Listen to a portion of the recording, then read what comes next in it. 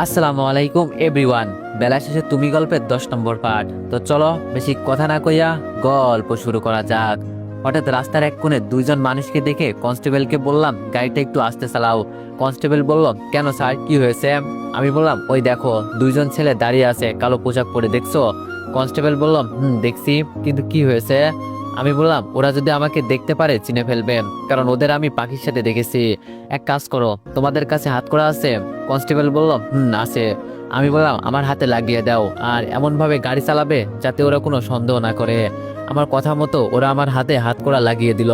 আমি মাথা নিচু করে চুপচাপ বসে আছি। ভাবছেন ওদের দেখার পরও দৃষ্টিকে কেন কিছু বলছি না? এখন যদি ওদের বিরুদ্ধে গিয়ে দাঁড়াই তাহলে দেখা যাবে আমরা কিছু করার আগেই ওরাই সতর্ক হয়ে যাবে। এজন্য বুঝে শুনে সবকিছু করতে হবে। গাড়ি থেকে নেমে বাসার ভিতরে যেতেই তুবা আমার কাছে এসে বলল, ভাইয়া দাঁড়া। আমি দাঁড়িয়ে বললাম, কি হয়েছে? তুবা বলল, কি হয়েছে বলছিস তুই? মাইশা আপু নার্স পাঠিয়েছে তোর জন্য, আর এখন পর্যন্ত 50+ কল দিয়েছে তোকে খোঁজ খবর নেওয়ার জন্য। আমি শুধু বলি, ভাইয়া এখনো ঘুম থেকে ওঠে নাই, আর উঠলে আপনাকে বলবে না। তাড়াতাড়ি পকেট থেকে ফোনটা হাতে নিয়ে দেখি মাইশা অনেকগুলো কল দিয়েছে। তাড়াতাড়ি রুমে গেলাম, গিয়ে দেখি নার্স আমার বিছানার উপর পা দুলিয়ে ঘুমিয়ে আছে। আর এই মেয়ে আসছে আমার নাকি সেবা করতে, আবার নিজেই ঘুমিয়ে আছে। আবার মাইশা কল দিয়েছে। ভয়ে ভয়ে ফোনটা ধরে ঘুমের ভান নিয়ে বললাম, হ্যালো, কে বলছেন? মাইশা বলল, কে বলছেন না, নাকি আমাকে আবার আসতে হবে এখানে? আমি বললাম, ও মাইশা তুমি, সরি বেবি, আসলে মাত্র ঘুম ভেঙেছে, ঘুম ঘুম চোখে ফোনটা ধরলাম তো এজন্য তোমার নাম্বার দেখিনি। মাইশা বলল, এত ঘুমানো লাগে কেন? আমি না তোমাকে ঘুম থেকে তুলে আসলাম? আমি বললাম, তো কি করব বলো? তুমি বলছো তোমাকে কোনো কিছু না বলে জানো কোথাও বের না হই, তাই তো ঘুমিয়ে পড়লাম। ঘরে বসে বসে কি বোরিং হব, তাই একটু ঘুমানোর চেষ্টা করছিলাম, আর তুমি আমাকে বকা দিচ্ছ। মাইশা বলল, আমি কই বকা দিলাম? আমি বললাম, থাক এইসব কথা এখন ছাড়ো।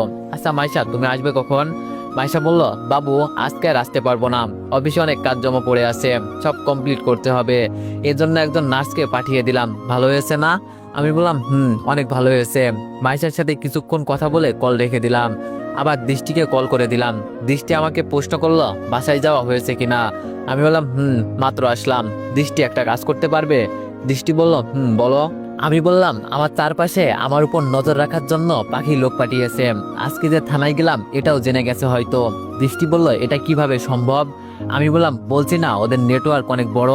দৃষ্টি বলল, আচ্ছা তোমার চিন্তা করতে হবে না, তোমার নিরাপত্তা আমি দিব, তুমি আমাদের শেষ একটা প্রমাণ। এই যে ভাইয়া কার সাথে কথা বলেন? সামনে তাকিয়ে দেখি নার্স ইনজেকশন হাতে নিয়ে আমার সামনে দাঁড়ানো অবস্থায় এই কথাটা বলল। আমি দৃষ্টিকে উদ্দেশ্য করে আস্তে করে বললাম, পরে যদি দরকার হয় কল দিবনি, বাই। ফোনটা রেখে নার্সকে বললাম, আপনি কোন হাসপাতাল থেকে এসেছেন? এটা বলতেই মেয়েটা মাথা চুলকাতে চুলকাতে বলল, এটা মাইশা ম্যাম বলতে মানা করেছে। ওয়ানেক্স হচ্ছে সবচেয়ে বিশ্বস্ত বুকমেকার, যা পিএইচডি এবং সিরিয়া অ্যাপের অফিসিয়াল পার্টনার। এই অ্যাপসে আপনি cricket, football, tennis live match দেখতে এবং তাদের স্কোর ভবিষ্যৎবাণী করে সহজেই অর্থ উপার্জন করতে পারবেন। সেই সাথে বিএমডব্লিউ গাড়ি, আইফোন, ল্যাপটপ এবং আরো অনেক নগদ পুরস্কার জেতারও সুযোগ রয়েছে। এই অ্যাপটিতে আপনি crash crystal, under and over 21 ইত্যাদি গেম খেলে সহজেই আয় করতে পারবেন। আপনি বিকাশ, নগদ, রকেট ব্যাংক, ক্রিপ্টো, পেপল এবং অন্যান্য সহজ পদ্ধতির মাধ্যমে সহজেই আপনার ডেটা টাকা তুলতে পারবেন। এখানে আপনি 24 ঘন্টায় 7 দিন গ্রাহক সহায়তা পাবেন। তাই এখনই পিন কমেন্টের লিঙ্ক ব্যবহার করে রেজিস্ট্রেশন করুন, অথবা গুগলে ওয়ানেক্স সার্চ লিখে রেজিস্ট্রেশন করুন। আর হ্যাঁ, রেজিস্ট্রেশনের সময় আমার প্রোমো কোড VODO7 ব্যবহার করে প্রথমবার ডিপোজিটে 20,000 টাকা পর্যন্ত পান। আমি বললাম, মানা করেছে মানে? আপনি কোন হাসপাতাল থেকে এসেছেন এটা বলবেন না? তাহলে আমি এটা জানবো কিভাবে যে আপনি একজন নার্স নাকি? নার্স বলল, ব্যাস স্যার, অনেক হয়েছে, আর কিছু বলতে হবে না। আমি তো আসতেই চাইনি, আমার এমনি হাসপাতালে অনেক কাজ পড়ে আছে, শুধু মাইশা আপু বলছে দেখে এসেছি, নইলে। আমি বললাম, সে না হয় বুঝলাম, কিন্তু আপনি কোন হাসপাতাল থেকে এসেছেন এটা বলবেন না? নার্স বলল, দেখেন ভাই, আমি এত কথা বলতে পারবো না, আপনার যদি ভালো না লাগে তাহলে চলে যাই, এত পেঁচ আমার ভালো লাগে না। আচ্ছা তাহলে আমি এক কাজ করি, মাইশা আপুকে কল দিয়ে বলি, কেমন? আমি বললাম, থাক থাক, আর কল দিতে হবে না, আমি তো এমনি মজা করলাম আপনার সাথে। সাথে সাথে নার্স হেসে বলল, ও তাই বলেন, এখন গিয়ে বিছানার উপর শুয়ে পড়েন, আমি দেখি আপনার কি অবস্থা। এর মাঝে আম্মু এসে বলল, টেবিলে খাবার রাখা আছে, খেয়ে নিতে। আম্মুর কথা মতো নার্সকে নিয়ে টেবিলে বসে খেতে লাগলাম। পিছন থেকে আম্মু বলল, দীপু, কালকে মাইশার বাবা আর তোর আপু চলে আসবে। আমি বললাম, আসার কথা তো আসবেই। আম্মু বলল, তুই গিয়ে আজকে সমস্ত বাজার করে আন। আর আমাকে মাইশার বাবা এমন ভাবে বলল যে কালকে হয়তো তোদের বিয়ে হয়েও যেতে পারে, কারণ উনি নাকি আবার দেশের বাইরে চলে যাবে। আমি বললাম আচ্ছা সে যা হবে পরে দেখা যাবে, তুমি এক কাজ করো তোমাকে নিয়ে বাজারে যাও, আমি একজনকে ফোন করে বলবো নি তোমাদের হেল্প করতে। আর নার্স ম্যাডাম আপনি চলে যেতে পারেন, আমি এতটাও অসুস্থ না যে আপনাকে লাগবে, মাইশাকে বলবেন আমার কোনো সমস্যা নেই। নার্স বলল কিন্তু স্যার। আমি বললাম কোনো কিন্তু নয়, আর শেষে একটা কথা, নতুন ডাক্তার হয়েছেন ভালো কথা, তাই বলে আবার মানুষ মারবেন না যেন। এটা বলতে মেয়েটা খাবার বন্ধ করে কেমন জানি কাঁপতে লাগলো। আমি তো এটা দেখেই বুঝে গেলাম এই মেয়েকে। আমার মনে হয় মাইশা যে নার্সকে এখানে পাঠিয়েছে তাকে সরিয়ে পাখি এই মেয়েকে এখানে পাঠিয়েছে আমার উপর নজর রাখার জন্য। মেয়েটার কোনো কথা না বলে খাবারের মাঝে পানি দিয়ে চুপচাপ হেঁটে বাসা থেকে বের হয়ে গেল। তুবা আমার পাশে চেয়ারে বসে বলল, ভাইয়া এই মেয়ে এভাবে চলে গেল কেন? আমি বললাম সেটা তোর জানতে হবে না, আর এখন আম্মুর সাথে বাজারে যান, আমি দৃষ্টিকে কল করে বলছি একজন কনস্টেবল পাঠিয়ে দিতে। বিকালে রুমে শুয়ে আসছি, আর শুয়ে শুয়ে চিন্তা করছি মাইশাকে কি বিয়ে করা ঠিক হবে? ও তো আবার আমার সাথে কোনোভাবে প্রতারণা করছে না তো। হঠাৎ দরজার কাছে তাকিয়ে দেখি সেতুর বাবা দাঁড়িয়ে আছে। আমি শোয়া থেকে উঠে আঙ্কেলকে সালাম দিয়ে বললাম, আসেন ভিতরে আসেন আঙ্কেল। সেতুর বাবা আমার পাশে বসে বলল, একটা কথা জানার জন্য এখানে আসছি। আমি মাথা নিচু করে বললাম, কি আর বলবেন আঙ্কেল, এটাই তো বলবেন আমি কেন মাইশাকে বিয়ে করছি, তাই তো? আঙ্কেল বলল, হয়তো প্রশ্নটা কিছুটা এমনই। আচ্ছা বাবা বলো তো, আমাদের মেয়ের মাঝে কি কোনো কিছুর কমতি ছিল যে মাঝরাতে আমাদের সবাইকে ফাঁকি দিয়ে চলে গেলে? আমি বললাম, আমি কাউকে ফাঁকি দিয়ে চলে যাই নাই আঙ্কেল, সে তো আমাকে পালাতে সাহায্য করছে। আর যাকে আমি নিজের বোনের মতো দেখি তাকে কিভাবে বিয়ে করতে পারি বলেন? ও পিচ্ছে একটা মেয়ে, ওর বয়স দেখেন আর আমার বয়স দেখেন। আর আপনি কিভাবেই বা এই সিদ্ধান্ত নিলেন? আগে ওকে প্রতিষ্ঠিত হতে দেন, এখনই যদি বিয়ে নিয়ে পড়ে থাকেন তাহলে জীবনটা নষ্ট ছাড়া আর কিছুই হবে না। আঙ্কেল বলল, আমি কি করব না করব সেটা আমার বিষয়, তবে তুমি কাজটা ভালো করলে না, অনেক বিশ্বাস করতাম তোমাকে। আমি বললাম, রাগ করছেন আঙ্কেল? আঙ্কেল বলল, রাগ করাটাই স্বাভাবিক বিষয়। আমি বললাম, সে করতেই পারেন, তবে আমি মনে করি আমি সেতুর জন্য ঠিক ছিলাম না। যদি বিয়ে দেওয়া হয়, তবে আমি মনে করি আমি সেতুর জন্য ঠিক ছিলাম না।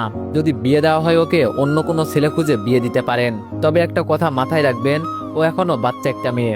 আপনি হয়তো নিজ চোখে দেখে থাকবেন আজকাল প্রেম করে ছোট ছোট মেয়ে বিয়ে হয়ে যাচ্ছে, পরে কি হয় ওরা নিজেই একটা বাচ্চা আর একটা বাচ্চা কিভাবে লালন পালন করবে? তবে বেশিরভাগ ক্ষেত্রে বিশেষ করে ডিভোর্স হয়ে যায়। এটা ওদের দোষ না, বর্তমান সমাজের দোষ। এখন আপনার মন চাই যদি বিয়ে দিতে পারেন, নইলে দিবেন না। তবে আমার কথাটা একটু চিন্তা করে দেখবেন, ও চাই পড়াশোনা করতে, বিয়ে দিয়ে ওর পড়াশোনা নষ্ট করবেন না, এটা আপনার কাছে আমার একটা অনুরোধ। আঙ্কেল আমার কথা শুনে কিছু বলল না, চুপচাপ উঠে চলে গেল। উনি খুব কষ্ট পেয়েছেন হয়তো আমার কথা শুনে, বুঝতে পারছি, কিন্তু আমি কি করব? যা বলার দরকার ছিল তাই বলে দিলাম। রাতে তুবা এসে বলে গেল সকালে নাকি স্টেশনে যেতে হবে, মাইশার বাবা আর আমার বোন নাকি আসছে, সকাল সকাল স্টেশনে যেতে হবে, এজন্য তাড়াতাড়ি ঘুমিয়ে গেলাম। কিন্তু মাঝরাতে ফোনের আওয়াজের কারণে ঘুম ভেঙে গেল। এই মাঝরাতে আমাকে আবার কল দিয়েছে কে? ফোনটা হাতে নিয়ে দেখি মাইশার নম্বর। তাড়াতাড়ি মাইশার নম্বরে আবার কল দিলাম। কল ধরেই মাইশা বলল, তুমি এখন কোথায়? আমি বললাম, মাইশা মজা করছো আমার সাথে? মাঝরাতে কল দিয়ে বলছো তুমি এখন কোথায়? মাইশা বলল, আরে মজা করব কেন, আমি এখন তোমার বাসার দরজার সামনে দাঁড়িয়ে আছি, তাড়াতাড়ি দরজা খোলো। আমি বললাম, হ্যালো হ্যালো, কথা শোনা যাচ্ছে না মাইশা, নেটওয়ার্ক প্রবলেম। ফোনটা কেটে দিলাম হুদাই। মাইশার কথা শুনেও আমি না শোনার ভান করলাম, কারণ আমি মনে মনে একটা আন্দাজ করছি, দৃষ্টি যদি আমাকে নিরাপত্তার জন্য লোক পাঠায় তাহলে হয়তো ওরা দিনে নিরাপত্তা দিতে পারবে, কিন্তু মাঝরাতে কিভাবে সম্ভব? ওদের তো ঘুম প্রয়োজন আছে নাকি? আর একটা জিনিস আমি খেয়াল করছি, মাইশা যখন বাসা থেকে বের হয় তখন ওই পাখির নাম্বার থেকে কল আসে। বাসার সামনে তো কোনোদিন এমন হলো না। মাঝরাতে মাইশা এখানে আসার কারণে একটু ভয় লাগছে, সবকিছু মিলিয়ে এজন্য দরজা খুললাম না। এখন এই রহস্যর কিছুই খুঁজে বের করতে পারি নাই। যদি আমি কিডন্যাপ হয়ে যাই সব শেষ হয়ে যাবে। ফোনটা বন্ধ করে আবার ঘুমিয়ে গেলাম, সকালে যা হবে তা দেখা যাবে। সকাল সকাল কারো হাতের স্পর্শে ঘুম ভাঙলো, তাকিয়ে দেখি মাথার কাছে মাইশা বসে আছে। আমি ঘুম ঘুম চোখে ওর দিকে তাকিয়ে একটা হাসি দিয়ে বললাম, কেমন আছো মাইশা? মাইশা বলল, আমার সাথে তুমি কথা বলবে না, রাতে তোমার কথা মনে করে তোমার বাসার নিচে আসছিলাম। আর তুমি? মাইশার দিকে চোখ মিলে তাকিয়ে বললাম, মনে করো মাইশা তুমি এক রাত ঘুমাওনি, পরের দিন মাঝরাতে যদি কেউ ফোন করে বলে দরজা খুলে দিতে, তখন তোমার কেমন লাগবে বলো? আমারও তাই হয়েছিল। ঘুম ঘুম চোখে তোমার সাথে কথা বললাম ঠিকই, কিন্তু কখন যে আবার কথা বলা বন্ধ করে ঘুমিয়ে গেলাম বলতেই পারি নাই। মাইশা মুখ কালো করে বলল, আচ্ছা থাকো, আর বলতে হবে না, ফোন বন্ধ ছিল যে এটা বলবে না, এখন তাড়াতাড়ি তৈরি হও, স্টেশনে যেতে হবে। আমি বললাম, ও তাই তো, আচ্ছা তুমি অপেক্ষা করো, আমি কিছুক্ষণের ভিতরে ফ্রেশ হয়ে আসছি। ওয়াশরুম থেকে ফ্রেশ হয়ে টেবিলে বসে মাইশার সাথে নাস্তা খেলাম। সকাল সকাল মাইশাকে নিয়ে স্টেশনের উদ্দেশ্যে রওনা দিলাম। কিছুক্ষণের ভিতরে পৌঁছে গেলাম। আমরা যাওয়ার কিছুক্ষণ পর ট্রেন চলে আসলো। ওই তো মাইশার বাবা আর আমার আপু দুলাভাই ট্রেন থেকে নামলো। তবে অবাক করার বিষয়, সাথে করে মাইশার বাবা একজন কাজীকেও নিয়ে আসছে। মনে মনে বললাম সব দেখি রেডি করেই আসছে।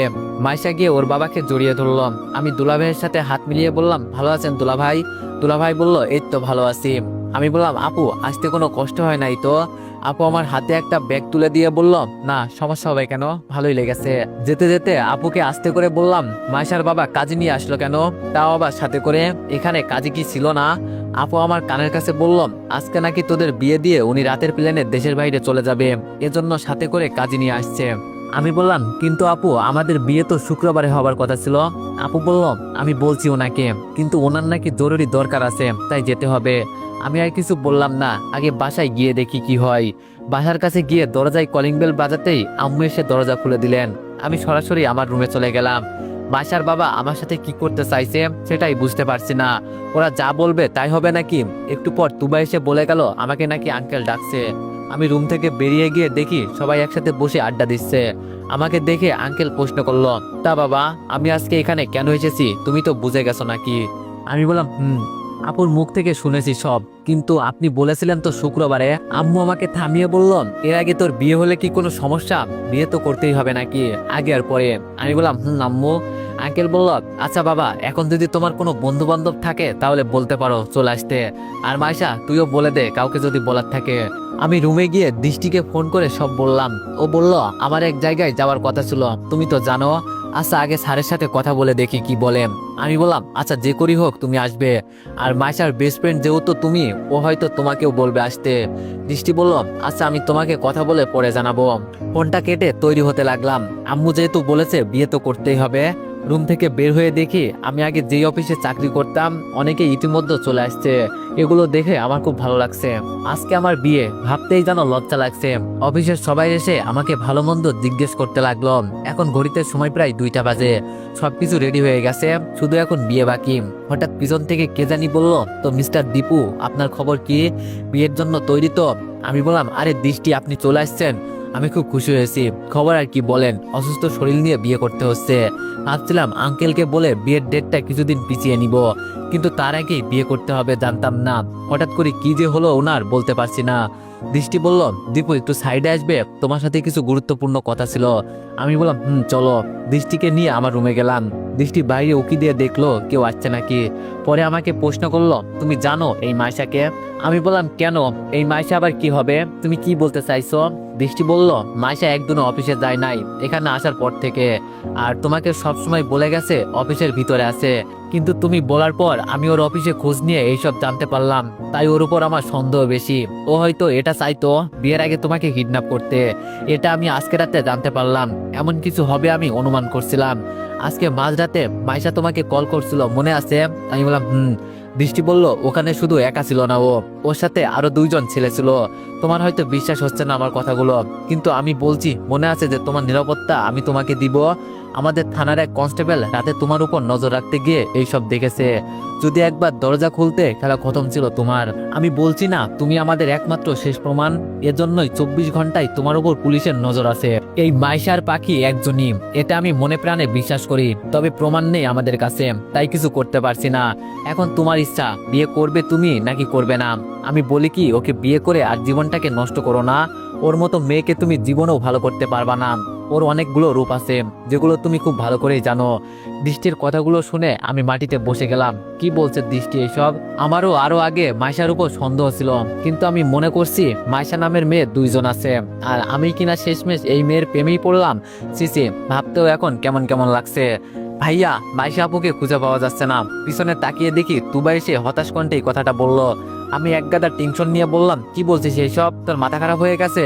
তুবা বলল, আমার মাথা খারাপ হয় নাই ভাই, আমি সত্যি বলছি মাইশা আপুকে খুঁজে পাওয়া যাচ্ছে না, আর আপুর ফোন নাম্বারও বন্ধ বলছে। তুবার কথা শুনে তাড়াতাড়ি বাসার ভিতরে গেলাম। গিয়ে দেখি কারো মুখে কোনো কথা নাই, সবাই চুপচাপ দাঁড়িয়ে আছে।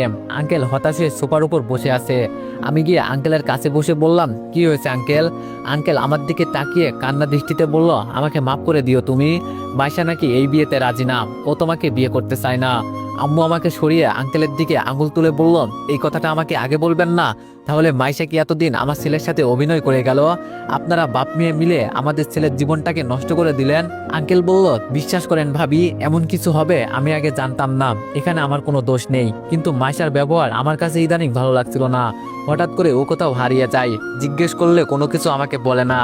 আর এই যে দেখেন, মাইশা শেষে একটা মেসেজ করে গেছে, বাবা আমাকে তুমি আর খুঁজবে না, চিরদিনের জন্য আমি তোমাদের ছেড়ে চলে গেলাম। তোমার কাছে আমি ভালোবাসা পেয়েছি, সব দিয়েছো তুমি, কিন্তু আমার আরো টাকা দরকার ছিল, তাই যেখানে টাকা আছে সেখানে আমি চলে গেলাম। তবে এটা খুব খারাপ পথ বাবা, এখান থেকে একবার ফিরে আসলে মৃত্যু হবে, আর আমি কখনো ফিরতে পারবো না। তোমাদের ছেড়ে দূরে চলে গেলাম। তবে দীপু ছেলেটা খুব ভালো, অনেক ভালোবাসি আমি ওকে।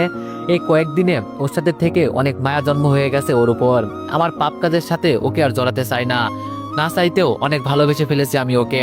কিন্তু বাবা কি করব বলো, আমার পথ যে অনেক আলাদা, ওকে আমি নানানভাবে অনেক অত্যাচার করেছি।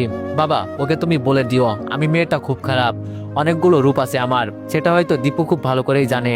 ওকে বলে দিও আমার পিছনে যেন আর না পড়ে থাকে। আমি অনেক দূরে চলে গেছি, সবাই সবকিছু জানার পর আমি আর এই দেশে থাকতে পারবো না, এজন্য চলে গেলাম। বিদায় বাবা, ভালো থেকো।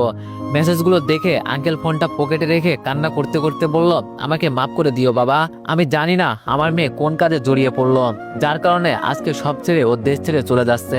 সবাই চুপ হয়ে দাঁড়িয়ে আছে। আম্মু সোফার এক কোণে বসে বলল, আমার ছেলের জীবনটা বুঝি আমি নিজেতেই নষ্ট করলাম। দৃষ্টি সবাইকে উদ্দেশ্য করে বলল, আপনাদের কাছে আমি ওর হয়ে মাপ চাইছি, মাফ করে দিবেন।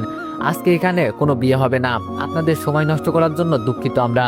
আস্তে আস্তে করে সবাই বিদায় হয়ে গেল। মাইশার বাবা আস্তে করে বলল, আমার মেয়ে আগে এমন ছিল না, ও কারো সঙ্গ পড়ে এমন হয়েছে। তবে আমি কথা দিচ্ছি, আমার মেয়েকে ভালো পথে আনার দায়িত্ব আমার, ওকে আবার ফিরিয়ে আনবো আমি। আমি আর চুপ না থেকে বললাম, অনেক ভালোবাসতাম আমি ওকে, খুব বিশ্বাস করতাম মাইশাকে। তবে আমিও কথা দিচ্ছি, আমি ওকে ছাড়া কাউকে বিয়ে করব না। মৃত্যুর পর কেউ যদি আমার বউ হয় সেটা হবে মাইশা।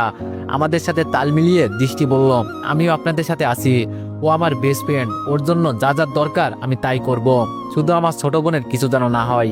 দৃষ্টিকে আশ্বাস দিয়ে বললাম, আপনার ছোট বোনের দায়িত্ব আমি নিলাম, ওর কিছু হবে না। আম্মু দাঁড়িয়ে বলল, তোর মাথা খারাপ হয়ে গেছে দীপু, যে তোরে একা।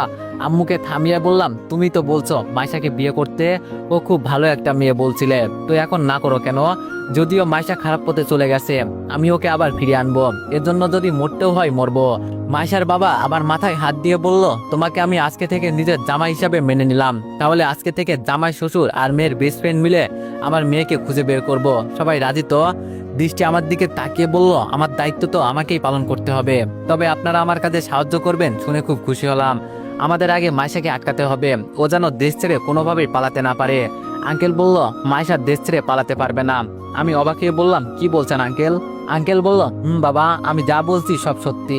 আমি বললাম, কিন্তু আঙ্কেল মাইশা যে লিখলো? আঙ্কেল বলল, সবকিছু ঠিক ছিল, তবে মাইশার পাসপোর্ট আমার কাছে। দৃষ্টি আমাদের কথার মাঝে বলে উঠল, তাহলে মাইশা পালাতে পারবে না। যদি আপনার কাছে পাসপোর্ট থাকে তবে মাইশার পাসপোর্ট বানাতে বেশি সময় লাগবে না, তার আগে আমাদের ওকে আটকাতে হবে। আমি বললাম, দৃষ্টি তুমি ঠিক বলেছো, আমরা কালকে থেকে কাজে লেগে যাব, তুমি কথা বলে সবকিছু ঠিক করো। দৃষ্টি বলল, আচ্ছা সে আমি দেখছি, কালকে 10টার সময় দীপু তুমি থানায় উপস্থিত থাকবে। আর আঙ্কেল আপনার বয়স হয়েছে, আপনাকে কিছু করতে হবে না, যা করার আমরাই করবনি। আঙ্কেল আবার সবাই বসে বলল, আমাকে তোমাদের কি মনে হয় আমি পারবো না? আমি বুড়ো হয়ে গেছি, এখন আমার শরীরে যে শক্তি আছে 3-4টাকে একাই খতম করতে পারবো। আমি বললাম, দৃষ্টি তুমি আর কোনো কথা বাড়াবে না বুঝলে, শ্বশুর মশাই সব পারবে আমি জানি। দৃষ্টি বলল, আচ্ছা তাহলে আমি গেলাম, আর তোমরা যখন থানায় যাবে একটু সতর্কতা অবলম্বন করে যাবে। দৃষ্টি চলে যাওয়ার পর আঙ্কেল উঠে আমার আম্মুর কাছে গিয়ে আম্মুর হাত ধরে বলল, ভাবি সাহেবা আমি আপনার সাথে অনেক বড় অন্যায় করে ফেলেছি, যদি বলেন তো এখন আপনার পা ধরতে আমি রাজি আছি। আম্মু আঙ্কেলের হাত ছাড়িয়ে বললেন, চিচি কি বলছেন আপনি এসব? আমি কোনো কষ্ট পাই নাই, তবে আমার ছেলের দিকে একবার তাকিয়ে দেখেন, আমার কথা মেনে ও এই বিয়েতে রাজি হয়েছিল, আর আজকে। আঙ্কেল বলল, বিশ্বাস করেন ভাবি আমার মেয়ে এমন ছিল না। আরে ও তো আমার মেয়ে, আমি কি আমার মেয়েকে চিনি না বলেন? আজকে কয়েক মাস হলো এমন হয়েছে, আমার মনে হয় ওকে কেউ টাকার লোভ দেখিয়ে বাজে পথে নিয়ে গেছে। বিশ্বাস করেন আমি আপনার ছেলেকে ঠকাতে চাইনি। আমি এগিয়ে আম্মুর কাছে গিয়ে বললাম, এখানে কারো কোনো দোষ নেই আম্মু, আমার আরো আগে তোমাদের বলা উচিত ছিল। আমি ভাবতাম মাইশা নামের মেয়ে 2জন আছে, কিন্তু কে জানতো এটাই যে সেই মাইশা। আঙ্কেল আমার দিকে তাকিয়ে বলল, কি হয়েছিল বাবা, আমাদের একটু শুরু থেকে বলো, তাহলে হয়তো আমরাও কিছু বুঝতে পারবো। এখন আর গোপন রেখে লাভ কি, তাই শুরু থেকে শেষ পর্যন্ত সবকিছু খুলে বলে দিলাম। সব শুনে আঙ্কেল চোখ লাল করে বলল, ওই মিমের হাজবেন্ড ছাড়াকে আমি ছাড়বো না। ও এতটা পরিমাণে খারাপ কিভাবে হতে পারে? আমি বললাম, টাকা থাকলে সবকিছু করতে রাজি ওরা আঙ্কেল। এই কথাটা বলে আমি সোফায় বসতেই আপু আমার পাশে বসে বলল, মাইশা অনেক ভালোবাসতো তোরে, কিন্তু ও এমনটা কিভাবে করতে পারলো? সাথে তুবাও তাল মিলিয়ে বলল, আপু, আমি ভাইয়ার জন্য আপুর চোখে অনেক ভালোবাসা দেখছি। সেই দিন ভাইয়া আঘাত পাওয়ার কারণে মাইশা আপু এসে সারাদিন ভাইয়াকে সেবা করছে। আর সে কিভাবে? আমি বললাম, থাক তুবা, এখন এইসব কথা বাদ দে, যা হয়েছে তা তো হয়েই গেছে, এইসব নিয়ে আর চিন্তা করতে হবে না। আঙ্কেল আমাকে উদ্দেশ্য করে বলল, তুমি খুব ভালো একটা ছেলে, কি করব বলো, সব কপালের দোষ। আচ্ছা আমি তাহলে গেলাম, তোমরা থাকো কেমন, আর কালকে সকালে আমাকে নিয়ে যাবে। আম্মু আঙ্কেলের দিকে তাকিয়ে বলল, আপনাকে আর কোথাও যেতে হবে না, এখানে থাকতে পারেন। বাসায় গিয়ে আর একা একা কি করবেন, এখানে আমরা সবাই আছি, থাকেন, আপনার ভালো লাগবে।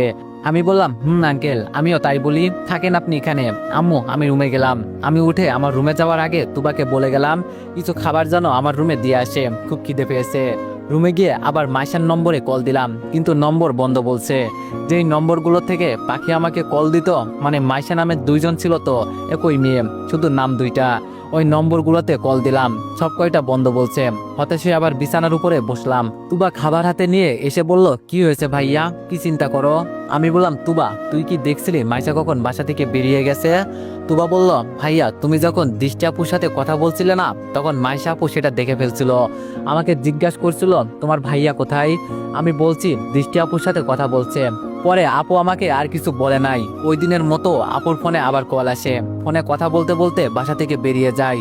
আমি মনে করছিলাম হয়তো কাউকে দাওয়াত দিচ্ছে, এজন্য ভাবির উপর আর নজর না দিয়ে আমি আমার কাজ করতে লাগলাম। আর এর কিছুক্ষণ পর সবাই বলল, মাইশা আপুকে নাকি খুঁজে পাওয়া যাচ্ছে না, কোনেও নাকি পাচ্ছে না। যদি আমি তখন আপুর উপর নজর রাখতাম, তাহলে আপু আমাদের ছেড়ে পালাতে পারতো না। আমি বললাম, বুঝছি, আর বলতে হবে না। মাইশা হয়তো কোনোভাবে জেনে গিয়েছিল, দৃষ্টি মাইশার সম্পর্কে জেনে গেছে, আর আমাকেও সব বলে দিচ্ছে। এই জন্য ও চলে গেছে ভয়ে।